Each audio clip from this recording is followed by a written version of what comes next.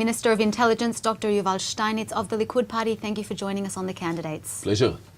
Netanyahu has devoted his premiership to preventing a nuclear Iran, yet we are approaching a deal that the Prime Minister himself says will leave Iran on the nuclear threshold.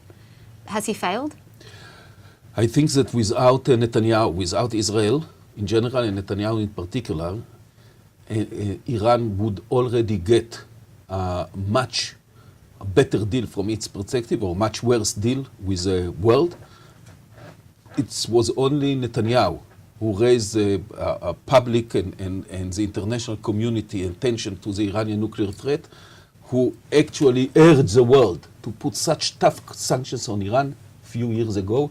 Without Netanyahu campaign against the Iranian nuclear threat, probably it would be neglected, and probably Iran would get a much more convenient deal or nuclear weapons already. Yet the Prime Minister says that any deal with Iran is a bad deal. If the six world powers do sign a deal with Iran, what is Israel's plan B? No, first the Prime Minister emphasized, and let me be very clear about it, that Israel is not against a deal or any deal. We would like to endorse a deal. We will be happy to endorse a deal on the condition that it will be comprehensive, satisfactory deal that neutralize the Iranian nuclear threat. It's one thing to neutralize the threat, and another thing to restrain it, to inspect it. So what is Israel's plan B? Is a military strike still on the table? First, we are still doing our best to influence. Netanyahu's speech in the Congress next week is very, very important. I think it might have very serious impact on the agreement, on either not signing the agreement or improving the agreement, the forthcoming agreement. Our dialogue with the Americans, with the French, with the Germans, with the Brits, with the European Union is also very important. Just pay attention. The agreement is not concluded yet. Maybe 2 issues are close to be concluded, but it's 2 out of 8. So there is plenty of room still to influence. Minister Steinitz, I'd like you to answer specifically, is a military option still on the table? Yes. Yes, but I'm not going to elaborate upon it. When we are speaking about Israel national security, nobody can tie our hands. In the past, when Israel was under direct threat, Israel did decide what to do. Although United States and the world had some reservations. Does Israel have the military capability to inflict enough damage on the Iranian facilities to put its nuclear program out of commission?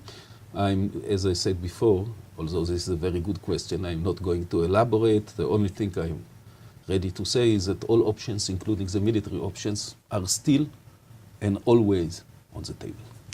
Israel's most important strategic ally is the United States. No doubt about it. Has Prime Minister Netanyahu undermined that relationship by not maintaining good ties with President Obama? I don't think this is the case. First, I think that the 2 leaders are speaking with each other quite frequently, even if we have some differences. They may speak, but they do not have a very close relationship. President Obama has stated that his relations and his dialogue and his talks with Prime Minister Netanyahu are more than with any other world leader. And I think this speaks for itself. We have established very close dialogue also on the Iranian nuclear issue, despite the differences that were clear already 2 years and 1 year ago. We have established very close, elaborated and constructive dialogue with our American counterparts. And by the way, we are grateful for this dialogue and we appreciate it. Of course, Israel is directly threatened by Iran, and when it comes to our national security, although we have such a strategical alliance with the United States, we always speak up our mind. Now you ask if there is a damage. I can tell you that several times in the past, there was some tension between Israel and the United States and some debate about national security issues. When Menachem Begin decided to bomb the nuclear reactor in Iraq, President Reagan, who was a very good friend of Israel, was furious, and he even delayed the supply of some military aircrafts to Israel as a reaction. But Prime Minister Begin decided to do it. When Prime Minister Sharon ordered the IDF to go to defense shield operation in the West Bank and to recapture temporarily the major Palestinian cities, Ramallah, Nablus, Tulkarem, Jenin, President Bush was furious and asked him to pull out immediately, and Prime Minister Sharon told him, this is our national security, we will proceed with the operation. If we look to our history, sometimes we have differences, and it's never damage the close strategic alliance and cooperation between the United States and Israel. Let's move on now from Iran and the United States. One Likud election video says that a left-wing government would open the door for ISIS to infiltrate Jerusalem. What credible intelligence does Israel have to suggest that ISIS poses a real threat to Israel? Currently, the threat is not that big.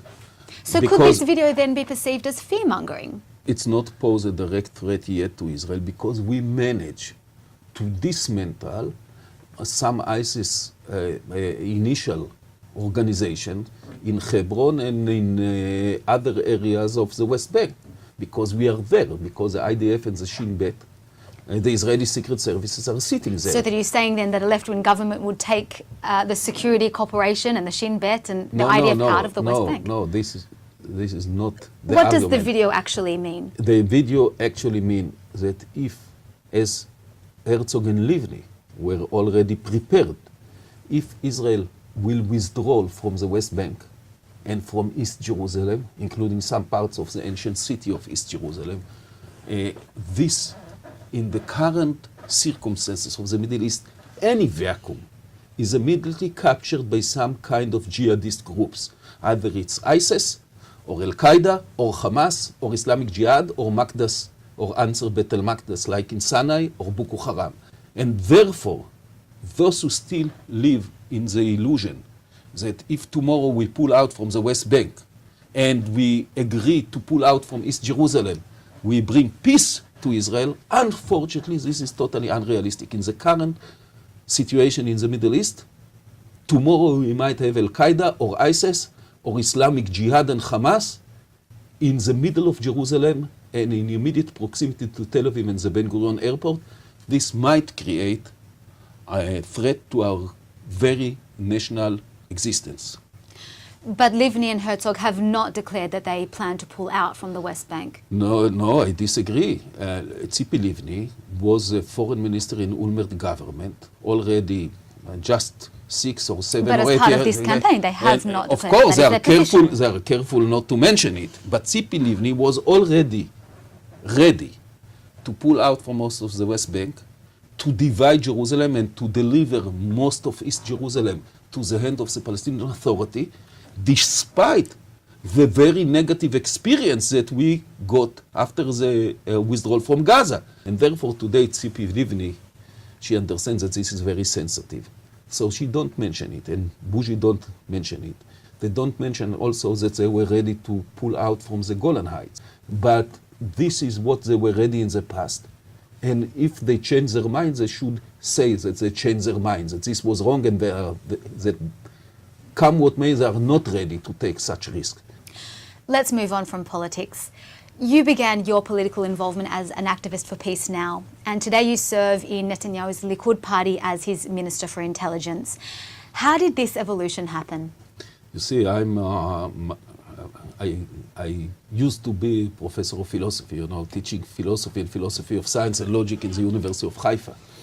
And as a philosopher, you have to re-examine your positions and your beliefs. And I did support the negotiation with the PLO, but after the Oslo Agreement, I had to be realistic, and I immediately noticed 2-3 years after the Oslo Agreement that it's not peace agreements, but unfortunately, war agreements, that's a level of anti-Israeli and anti-Jewish incitement under Arafat and Abu Mazen, is impeccable.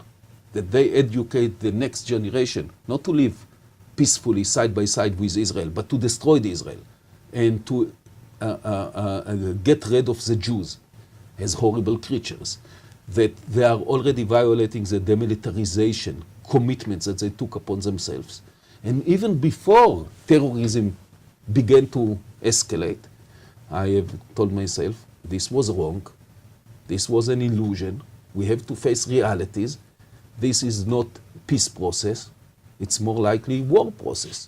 Minister of Intelligence, Dr. Yuval Steinitz, thank you once again for joining us on The Candidates. Pleasure. I'm Amiga, and you're on Haaretz.com.